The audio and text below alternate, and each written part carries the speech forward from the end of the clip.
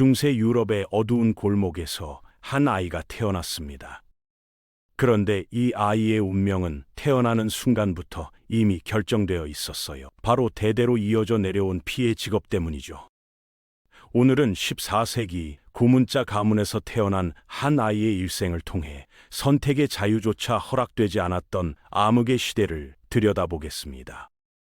1340년 프랑스 북부의 작은 마을에서 한 아이가 울음소리를 터뜨렸습니다. 하지만 이 아이의 첫 울음은 축복이 아닌 저주의 시작이었죠. 왜냐하면 이 아이는 생피에르 가문의 후손이었거든요. 생피에르 가문은 무려 200년간 왕실의 공식 고문관을 맡아온 가문이었습니다. 아이의 어머니 마리는 하루도 빠짐없이 성당에서 기도했어요. 주님, 제 아들만큼은 다른 길을 걸을 수 있게 해주세요. 하지만 그녀도 알고 있었습니다. 이 기도가 헛된 것임을 말이에요. 중세 유럽에서 고문관의 직책은 세습제였거든요. 왕의 명령이었고 교회의 승인을 받은 일이었으니까요. 피에르의 아들들은 그를 묘지의 고문관 구역에 묻었습니다. 죽어서도 결코 일반인들과 함께할 수 없었던 것이죠. 어떤 신부도 그의 무덤 앞에서 기도를 드리지 않았고 조문객도 오지 않았어요. 단지 수세기 동안 이어져 온 파괴의 전통을 가족이 계속 이어가고 있을 뿐이었습니다. 아버지 장 피에르는 집에 거의 돌아오지 않았습니다. 그가 하는 일의 특성상 가족과 함께 보내는 시간조차 사치였거든요. 마을 사람들은 그의 존재만으로도 불안해했어요. 그가 지나가는 길목마다 사람들은 서둘러 십자가를 그었고 아이들은 무서워서 울음을 터뜨렸죠. 어린 피에르가 4살이 되던 해 처음으로 바깥 세상의 냉혹함을 경험하게 됩니다. 마을 아이들과 놀려고 했지만 그들의 부모들은 아이들을 재빨리 집 안으로 데려갔어요. 저 집 아이와는 놀면 안 된다는 속삭임이 마을 곳곳에서 들려왔죠. 어머니 마리는 아들을 시장에 데려가지 않았습니다. 사람들의 시선이 너무나 차갑고 적대적이었거든요. 대신 집 안에서만 지내도록 했죠. 밖에는 위험한 짐승들이 있단다라고 말하면서요. 하지만 피에르는 점점 깨달아가고 있었어요. 진짜 짐승은 따로 있다는 것을 말입니다. 호기심 많은 6살 피에르는 어느 날 몰래 집을 빠져나왔어요. 마을 광장에서 무언가 큰 일이 벌어지고 있다는 것을 직감했거든요. 광장에 도착한 피에르가 본 것은 충격적인 장면이었습니다. 나무로 만든 높은 단상 위에서 한 남자가 끔찍한 비명을 지르고 있었고 그 옆에는 검은 두건을 쓴 사람이 서 있었어요. 군중들은 그 검은 두건의 남자를 보며 침을 뱉거나 저주를 퍼부었습니다. 하지만 동시에 두려워했죠. 그 순간 바람에 두건이 살짝 벗겨졌고 피에르는 경악했어요. 그 얼굴은 바로 자신의 아버지였던 것입니다. 그날 밤 피에르는 아버지를 붙잡고 따졌습니다. 아빠는 나쁜 사람이에요? 왜 사람들이 아빠를 무서워해요? 장 피에르는 오랫동안 침묵했어요. 그리고 천천히 장갑을 벗었죠. 그의 손은 온통 상처투성이었고 이상한 얼룩들로 덮여 있었습니다. 아들아, 아빠는 왕님과 교회를 위해 일하는 사람이란다. 장 피에르의 목소리는 떨리고 있었어요. 사람들이 거짓말을 하면 진실을 말하게 하는 것이 아빠의 일이야. 하지만 이것은 완곡한 표현이었죠. 실제로는 고문을 통해 강제로 자백을 받아내는 것이 그의 직업이었거든요. 더욱 충격적인 사실은 이 직업이 선택의 여지가 없다는 것이었어요.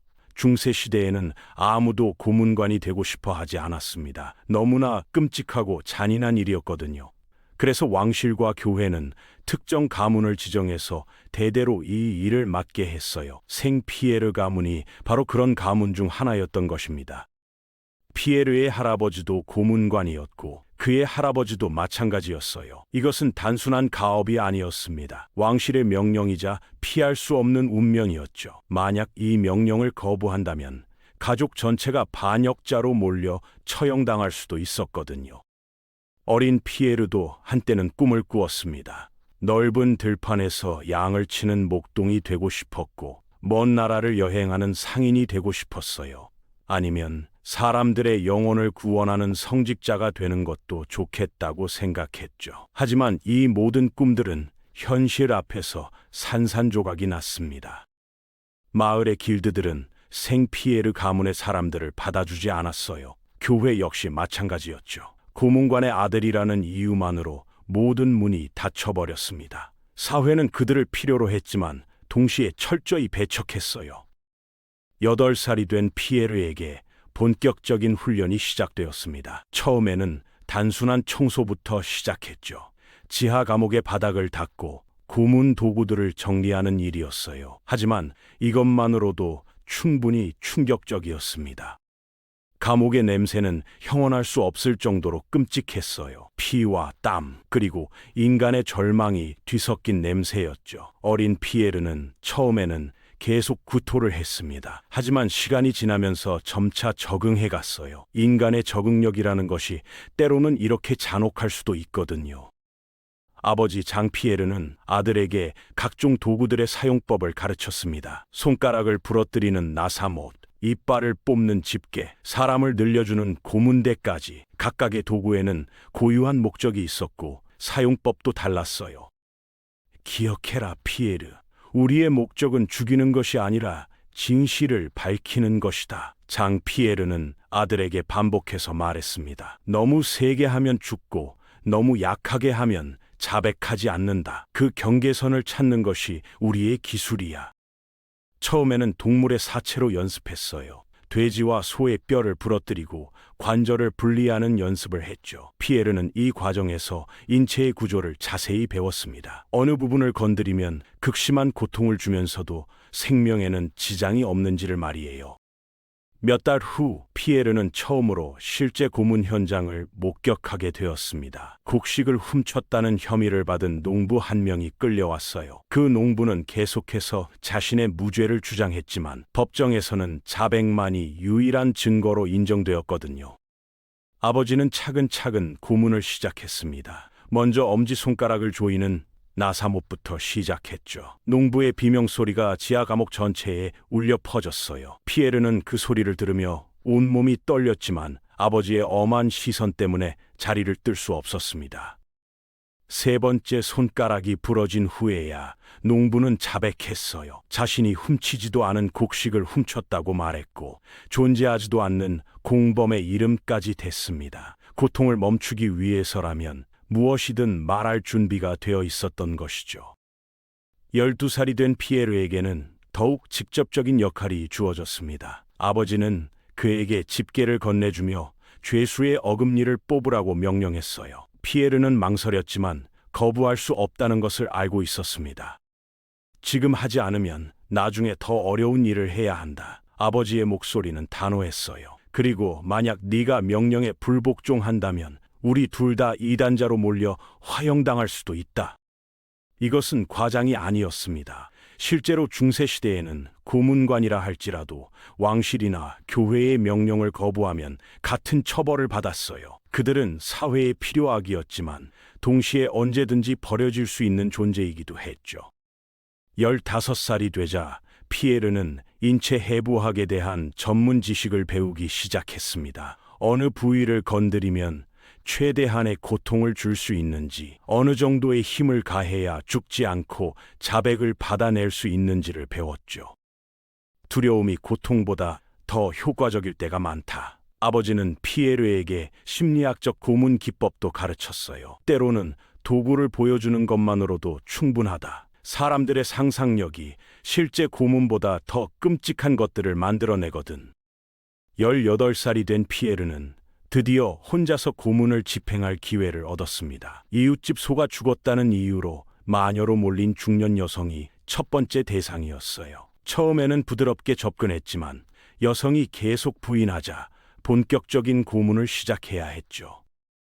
하지만 여기서 예상치 못한 일이 벌어졌습니다. 피에르가 너무 자비로운 방법을 사용했다는 의혹이 제기된 것이에요. 교회 당국은 그의 방법이 신의 뜻에 맞는지 확인하기 위해 시험을 요구했습니다. 끓는 기름에 손을 담그는 시험이었죠.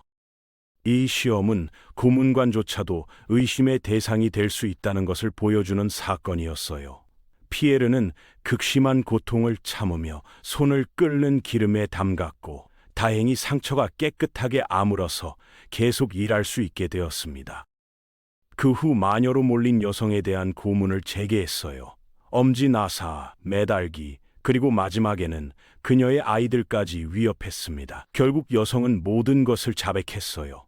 빗자루를 타고 하늘을 날았다고, 악마와 춤을 췄다고, 농작물에 저주를 걸었다고 말했죠. 물론 모두 거짓말이었지만 그녀에게는 선택의 여지가 없었습니다. 세월이 흘러 피에르는 자신의 분야에서 전문가가 되었어요. 그의 명성은 여러 지역에 퍼졌고 사람들은 그를 뼈 부수는 자라고 불렀습니다. 그는 각각의 고문에 대해 자세한 기록을 남겼어요. 피험자는 자백하기까지 47분을 버텼다. 다음번에는 다른 접근법을 시도해 볼 것. 하지만 성공에는 대가가 따랐습니다. 아무도 그에게 말을 걸지 않았고 아이들은 그를 보면 도망갔어요. 심지어 신부마저도 그를 일반 신도들과 함께 앉게 하지 않았죠. 그는 필요하지만 원하지 않는 존재, 유용하지만 더러운 존재가 되어버렸습니다. 피에르는 마을 외곽에서 혼자 살았어요. 그의 유일한 동반자는 머릿속에 울려 퍼지는 죄수들의 비명소리뿐이었죠. 술을 많이 마셨지만 술로도 기억을 지울 수는 없었습니다. 결혼도 쉽지 않았어요. 어떤 여성도 고문관과 결혼하려고 하지 않았거든요.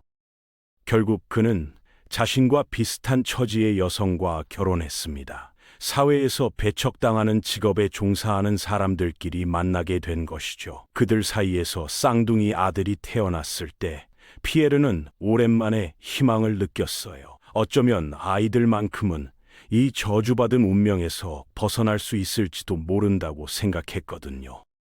하지만 현실은 냉혹했습니다. 40살이 된 피에르의 손은 떨리기 시작했어요. 수십 년간 고문 도구를 다뤄온 결과였죠. 어느 날 그는 실수를 범했습니다. 죄수가 자백하기 전에 죽어버린 것이에요. 판사는 분노했고 피에르의 명성은 손상되었습니다. 그 후로도 실수가 계속되었어요. 위대한 뼈 부수는 자가 능력을 잃어가고 있다는 소문이 퍼졌죠. 해결책은 하나뿐이었습니다. 바로 아들에게 기술을 전수하는 것이었어요. 큰아들의 13번째 생일날 피에르는 그를 따로 불러냈습니다. 이것이 우리 가족의 운명이다. 그는 아들의 얼굴이 절망으로 일그러지는 것을 보며 말했어요. 내가 선택한 것이 아니고 할아버지가 선택한 것도 아니다. 너 역시 선택할 수 없다. 하지만 살아남으려면 나보다 더 뛰어나야 한다. 아들은 울었고 간청했고 도망치려고 했습니다. 하지만 사흘 만에 굶주리고 지친 채로 돌아왔죠. 갈 곳이 없었던 것이에요. 가족의 저주는 어디를 가든 따라다녔거든요. 피에르는 자신이 훈련받았던 것과 똑같은 방식으로 아들을 훈련시키기 시작했습니다. 아들의 눈에서 순수함이 죽어가는 것을 보는 것은 가슴 아픈 일이었지만 어쩔 수 없었어요. 이것이 생피에르 가문의 숙명이었으니까요. 이런 악순환은 계속되었습니다. 아들은 기술을 익혔고 명성을 얻었고 아버지는 구석으로 밀려났어요. 손이 너무 떨려서 더 이상 일할 수 없게 된 것이죠. 하지만 은퇴가 자유를 의미하지는 않았습니다. 그저 다른 형태의 감옥일 뿐이었어요. 피에르는 52살에 세상을 떠났습니다. 고문관으로서는 상당히 장수한 편이었죠. 대부분의 고문관들은 스트레스와 술, 그리고 끊임없는 복수에 대한 두려움 때문에 더 일찍 죽었거든요. 하지만 인생의 마지막까지도 평화는 없었어요. 은퇴한 고문관들조차 사람들의 두려움과 증오의 대상이었습니다. 마을 사람들은 그가 저주받았고 피 묻은 거래 때문에 영혼이 더럽혀졌다고 믿었거든요. 하지만 적어도 피에르에게는 모든 것이 끝났어요. 악몽도 멈췄고 죄책감도 사라졌고 비명소리도 마침내 잦아들었습니다. 그는 더러운 일을 대신 해줄 사람이 필요한 세상에 빚을 갚은 셈이었죠. 비록 그 일을 하는 자신을 사람들이 싫어했다 할지라도 말이에요. 하지만 그의 아들들의 이야기는 이제 막 시작일 뿐이었습니다. 그리고 마을 어딘가에서는 또 다른 어린 소년이 사람들이 자신의 가족을 보며 왜 십자가를 긋는지 궁금해하기 시작했을 것이에요. 이것이 바로 중세 시대의 잔혹한 현실이었습니다. 개인의 선택과 의지는 사회의 필요와 전통 앞에서 무력했고 한번 정해진 운명에서 벗어나는 것은 거의 불가능했던 시대였던 것이죠.